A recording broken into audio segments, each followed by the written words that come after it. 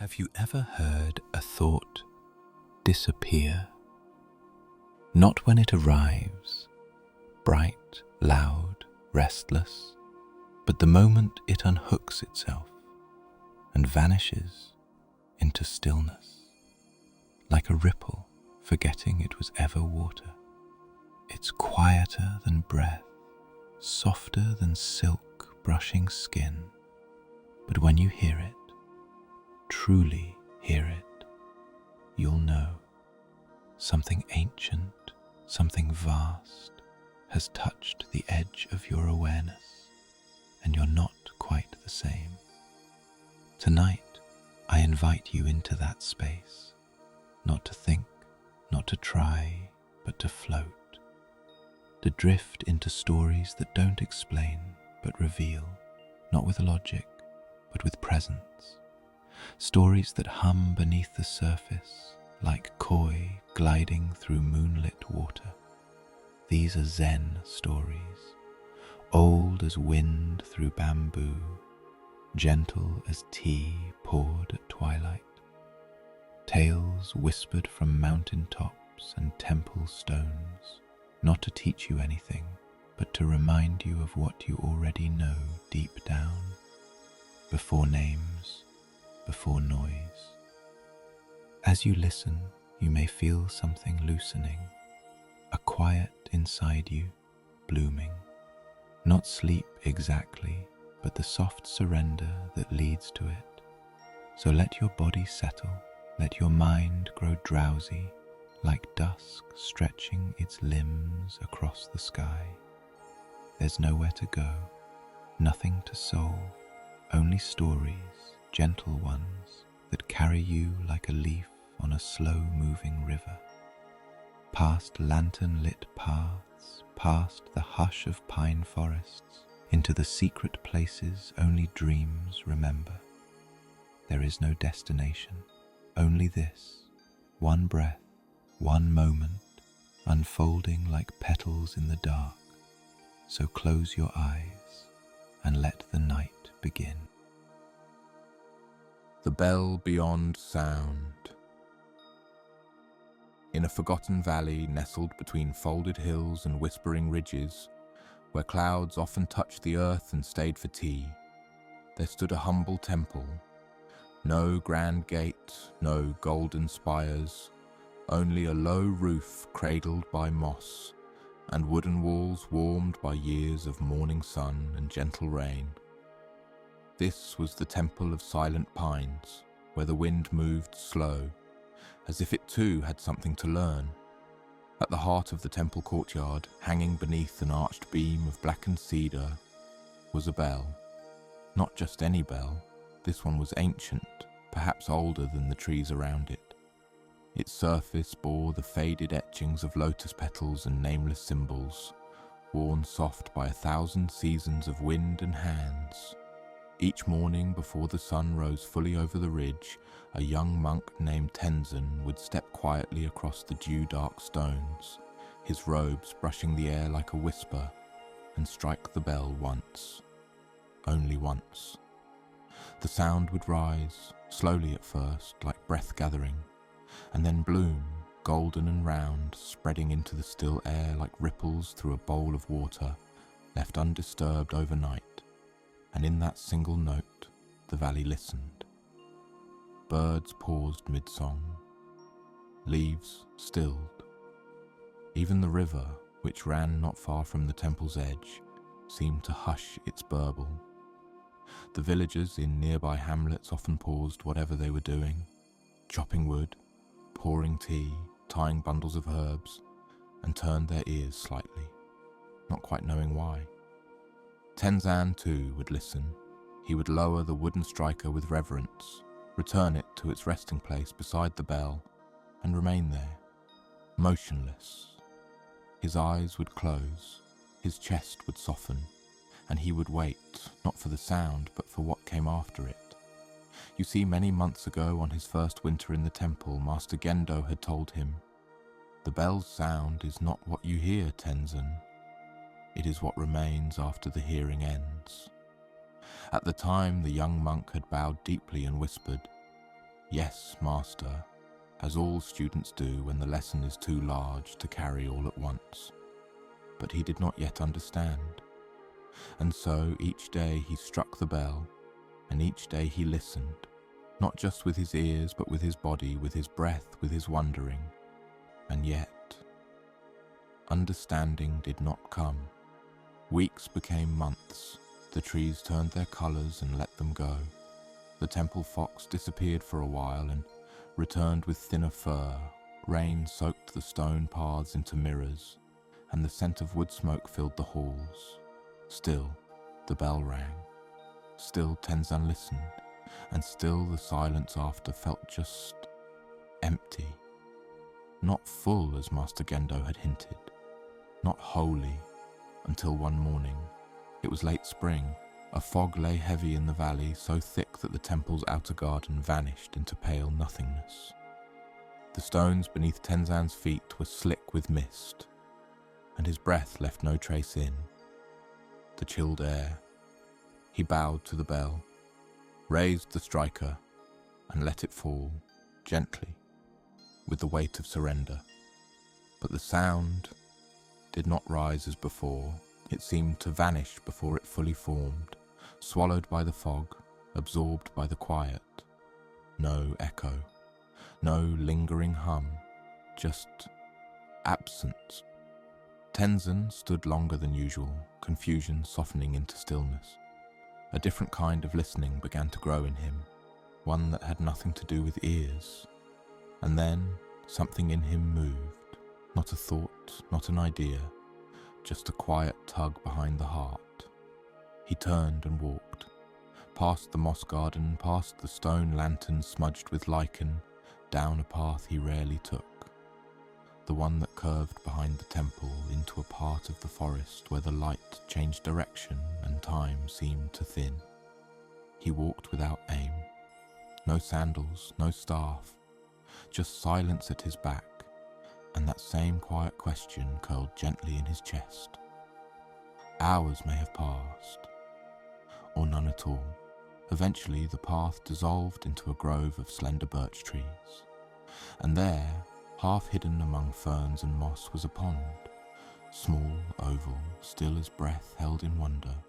No frogs, no wind, no falling leaves, just the water holding the sky like a memory. Tenzan sat on a smooth rock beside it, and for the first time in many moons he did not try to understand. He simply was. Birdsong returned in the far distance. A drop of water fell from a leaf overhead and disappeared into the pond without a sound. And in that moment, somewhere between presence and forgetting, he felt it, the bell, still ringing, not in the air, not in his ears, but in the spaciousness inside him. It had never stopped. It had only become quieter than sound, wide as sky, deep as sleep. The silence that remained was not empty. It was listening, and Tenzan, he was not listening to it. He was part of it. He breathed out slowly, the exhale longer than the inhale, and felt something loosen inside. Some old knot of striving or searching, untied by stillness itself. When he returned to the temple, Master Gendo was sweeping the courtyard with a straw broom, his movements slow and even. He did not look up, but after a moment he spoke. "You heard it?" And Tenzan nodded, though no words rose. From that day on he struck the bell the same way. Once, gently, but his listening had changed. He no longer waited for the sound to end. He waited for the silence to arrive, and within it he found not answers but presence, not knowledge but knowing. And so, if ever you find yourself in a quiet valley on a mist-wrapped morning, and you hear a bell that seems not to ring but to ripple through your bones, pause and listen, not just with your ears, but with the space between your thoughts. You may find yourself not hearing, but being heard. And you may wonder, gently, what have I been missing beneath all the noise? the whispering bamboo grove. Beyond the mountains where the clouds seem to drift like soft silk, there lies a village wrapped in the quiet breath of dawn. It is a place where time moves differently, not faster, not slower, but as if it were simply listening. Near this village, a bamboo grove rises tall and slender, its stalks swaying with a voice only the stillest hearts can hear. An elderly woman named Hana lived on the edge of this grove. Her small wooden house smelled of cedar and jasmine tea. Every morning she would step outside as the sun stretched its fingers across the sky and walk slowly beneath the bamboo, letting the shafts of light sift through the green canopy above like scattered emerald jewels. She called it her sanctuary.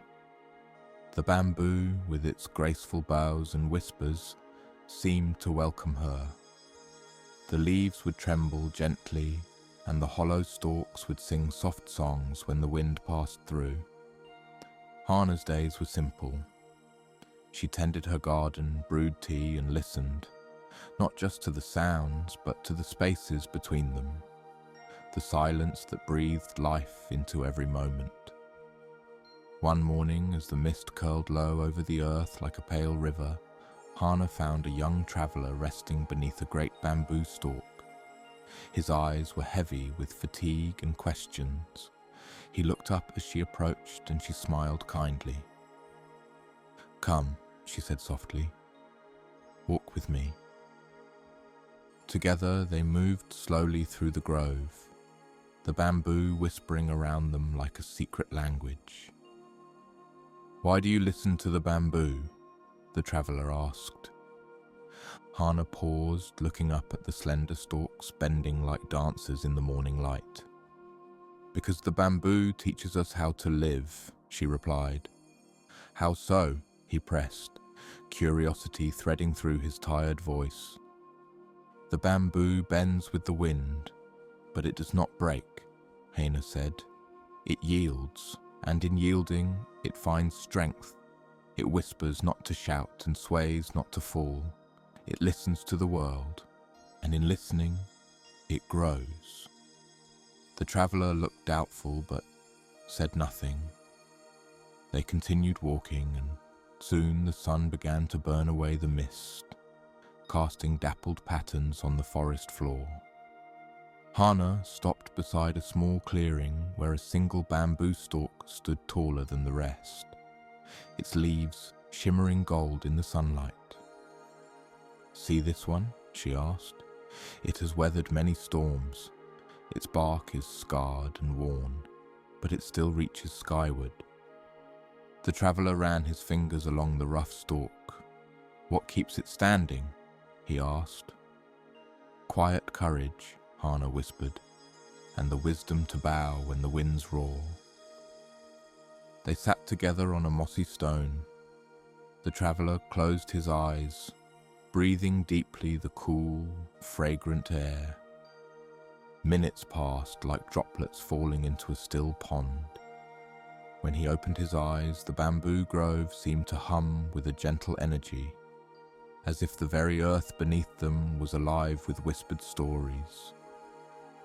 "Will the bamboo always be here?" the traveller asked softly. Hana smiled, her gaze steady. "The bamboo lives in the space between wind and stillness," she said. "It teaches us that strength is not in resistance, but in embracing the flow. So long as we remember to listen, the bamboo song will never end." The traveller looked out at the grove, feeling the quiet wisdom settle deep within him. As the sun climbed higher, he rose to leave, carrying with him a newfound sense of peace. And somewhere, in the gentle rustling of bamboo leaves, a question lingered. What might you learn if you listened, not to words, but to the whispers beneath them? The lantern on the mountain path. Far beyond the familiar hum of the village where the air thins and the world widens into quiet vastness, there lies a mountain path that twists and turns beneath towering ancient pines and moss-covered stones. Here the night moves slowly, draped in velvety darkness, where only the faintest glow dares to ripple through the shadows. On this path walks an old traveller named Koji. He carries a lantern, not bright, not brash, but small, steady, a gentle glow that breathes warmth into the cool night air. Its light is soft, trembling like a quiet heartbeat, casting long, wavering shadows that dance and mingle with the ancient trees. Koji's footsteps are deliberate, slow as the steady drip of water off a leaf. Each step seems to carry not just his body, but the weight and lightness of many years, of many journeys both outside and within. The scent of pine is thick and soothing, mixed with the damp earth and the faint, sweet hint of wildflowers sleeping beneath the dark. Somewhere nearby a brook hums its age-old lullaby, tumbling over smooth stones polished by time. The night air tastes cool on Koji's tongue, sharp with the clarity of stars shining above like silent candles scattered across the black silk of the sky. At a gentle bend in the path where the trees open slightly to reveal a small clearing bathed in silver moonlight, Koji pauses. He lowers the lantern, resting it softly on a mossy stone, careful not to disturb the delicate peace around him. Sitting beside it, he closes his eyes and draws the night into his breath, the coolness of air flowing in, the warmth flowing out. In the quiet of this moment, memories rise slowly like mist. He remembers the words of his teacher, spoken long ago beneath a sky just like this one. The lantern's light does not banish the darkness. It only reveals the path for those who choose to walk it. The simplicity of these words is a kind of gentle mystery. The darkness is not an enemy to be defeated, but a companion to be understood. The light is not a weapon, but a guide, soft, humble, persistent. Opening his eyes, Koji gazes down the shadowed trail. The path curves away, disappearing between the thick trunks of ancient pines. The lantern's flame flickers quietly, trembling with the breeze that barely stirs the air. He wonders, is the path truly illuminated by this lantern? Or has the light always been inside the traveller's heart, waiting to be seen? With a slow breath, Koji stands and resumes his walk. The lantern swings gently at his side, its glow steady but modest. The forest breathes with him, the crunch of dry needles underfoot, the soft rustling of unseen creatures in the brush, the distant call of an owl, all become part of a gentle symphony. His own breath is a slow wave rising and falling, a reminder of life flowing steadily through stillness. Halfway along the path, Koji notices a young woman seated on a fallen log, her eyes closed in calm repose. Her face holds a serene quiet that draws him near. She opens her eyes when he approaches, their deep brown depths reflecting the lantern's glow. "Why do you carry the lantern?" she asks softly. "To find my way," Koji answers. "But the path is dark," she says, "and the light seems so small." Koji smiles with the warmth of understanding. It is enough. She looks at him thoughtfully, as if weighing the truth of this simple statement. "Sometimes," Koji continues, "the smallest light holds the deepest truth." They sit together in silence, the forest cradling them in its tender embrace. As moments stretch, the woman's expression changes, softening, opening. When she rises to continue, Koji notices a new light in her eyes, a quiet glow that seems to come not from the lantern, but from within. Together they walk the last stretch toward the mountain's peak, where the sky widens like a great ocean overhead. Stars spill across the night in endless constellations, their silver shimmer washing over rocks and trees, bathing the world in ancient light. Koji places the lantern down and stands quietly, feeling the vast stillness settle deep inside him. In this great silence, he understands. The path was never truly dark. The light was never truly small. The path waits for the traveller's steps.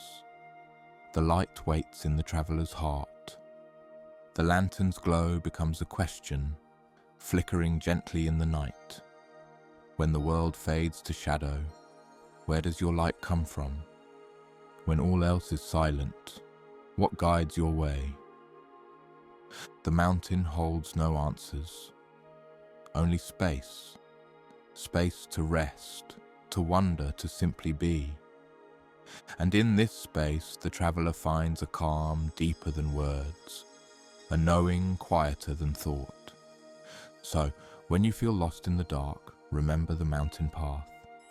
Remember the gentle glow that need not banish night, only reveal the next step.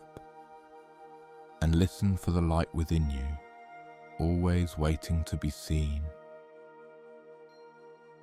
The quiet garden. In a small, ancient village nestled between gentle, rolling hills that seemed to cradle the sky itself, there was a garden unlike any other, a secret held softly between the roots of old cedar trees and the quiet whisper of jasmine flowers. The garden's gate was carved from weathered cedar, its wood smooth and worn by decades of wind, rain, and the touch of countless hands. It stood slightly ajar, inviting the curious and the weary alike into a world that seemed to exist just beyond the ordinary flow of time. An old gardener named Aiko lived beside this garden, her house a simple wooden cottage framed by creeping ivy and moss that glistened with morning dew. Each day before dawn had fully stretched her rosy fingers across the sky. Aiko rose and stepped into the garden. Her movements were slow, deliberate, as though she was walking a sacred path rather than merely tending plants. Her hands, gentle and knowing, brushed lightly over fern fronds unfurling like ancient scrolls, moss soft as velvet, and petals that nodded as if they held secrets spoken only in the language of the wind. The garden was a mosaic of greens, soft blues and pale pinks, a living poem of earth and air. It was a place where the noisy bustle of the world outside fell away, replaced by the gentle music of dripping dew, rustling leaves, and the distant soft call of birds awakening to the day. Aiko believed the garden was more than just a collection of plants. It was a sanctuary, a quiet sanctuary where the restless heart could find rest and the noisy mind could find silence.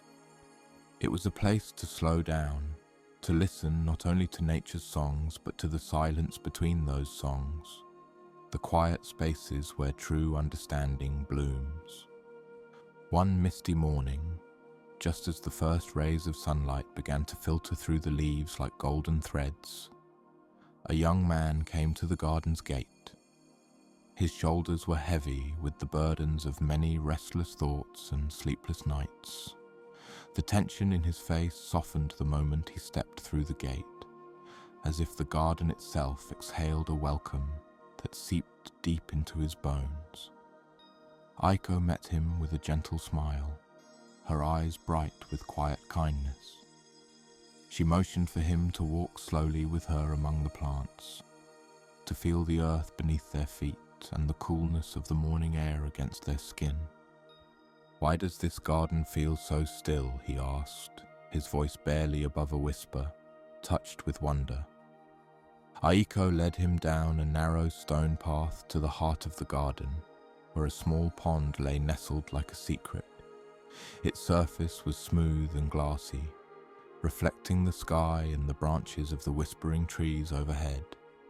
Tiny ripples flickered across the water, stirred by a soft breeze that carried the scent of jasmine and damp earth.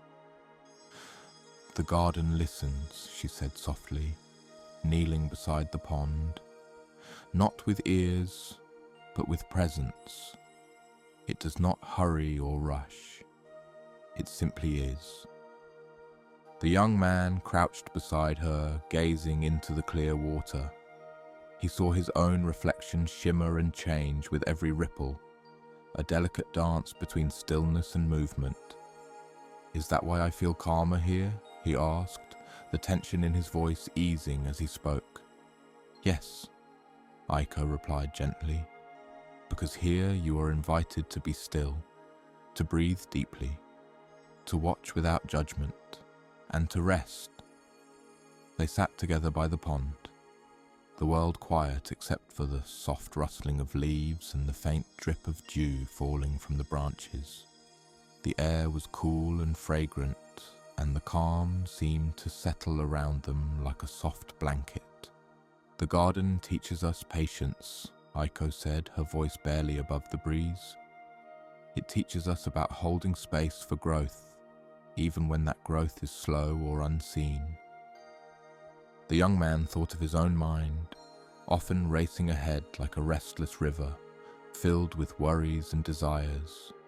Here, in the garden's quiet embrace, he felt a different rhythm, one of gentle unfolding and quiet waiting. "Can I learn to be like this garden?" he asked, looking up at her with hopeful eyes. Aiko smiled, the lines of her face softening in the morning light. "Every day is a chance to plant stillness," she said, "even in the smallest moments, like a seed resting quietly beneath the soil, waiting for the right time to grow." She reached out to touch a tender shoot just emerging from the earth, its tiny leaves unfolding slowly, hesitantly. "Growth is not always visible," she continued. "Sometimes it is happening deep below the surface, in places we cannot see. And sometimes it is simply the act of waiting, patient, unhurried, open to whatever may come." The young man breathed in the cool, fresh air again, feeling the softness of the moss beneath his hands and the subtle warmth of the sun beginning to rise. A quiet hope stirred in his chest, a seedling of peace growing stronger with each gentle moment. When the sun climbed higher and spilled golden light across the garden, warming the petals and leaves, the young man rose to leave. As he walked back through the gate, the garden seemed to breathe with him, its quiet blessing carried softly on the breeze. And as he disappeared down the path toward the village, a question lingered in the air like a whispered invitation. What might grow in the quiet spaces you hold? And now, as the last light of day softly fades beyond the horizon, we return once more to the quiet question that has traveled gently with you through these stories. What might you hear if you simply listen? Not just with your ears, but with your whole being, to the stillness within and to the subtle whispers of the world around you. In this vast silence, wrapped in the soft embrace of night, there is a calm that waits patiently, a calm that asks nothing, yet offers everything: peace, rest, and the tender unfolding of dreams. The stories you have heard are like gentle ripples on a quiet pond, each one carrying a thread of that quiet mystery, weaving together a tapestry of stillness and insight. Let these threads weave themselves now into the fabric of your sleep, guiding you deeper, ever deeper, into a place where the mind can rest, the heart can soften, and the soul can drift freely on the currents of peace. Thank you for sharing this moment, this journey, this quiet space. If you feel called to return, to explore more whispers of wisdom and calm, I invite you to subscribe so that you may find your way back whenever you need. For now, Allow your breath to slow, your muscles to release, and your mind to settle like gentle snowfall on a silent forest floor. Sleep well, dear traveler, cradled by the stillness that surrounds you, held safe by the quiet mystery that gently unfolds with every breath. Good night.